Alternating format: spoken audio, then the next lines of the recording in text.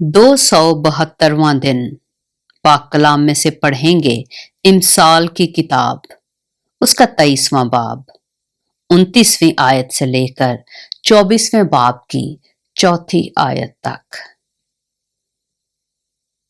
कौन अफसोस करता है, कौन गमज़दा है, कौन झगड़ालू है, कौन शाकी है, कौन बेसबब घायल है और किसकी आंखों में सुर्खी है।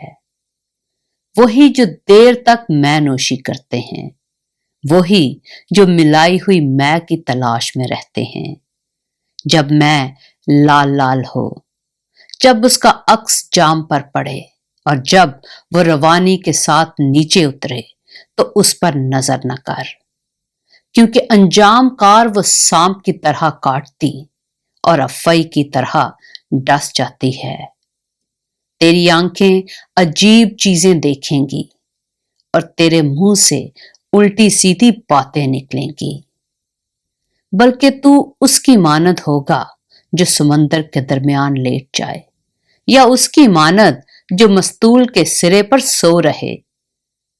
तू कहेगा, उन्होंने तो मुझे मारा है पर मुझको चोट नहीं लगी, उन्होंने मुझे पीटा है पर मुझे मालूम भी नहीं हुआ। मैं कब बेदार होऊंगा, मैं फिर उसका तालिब होऊंगा। इमसाल की किताब, उसका 24वां बाब।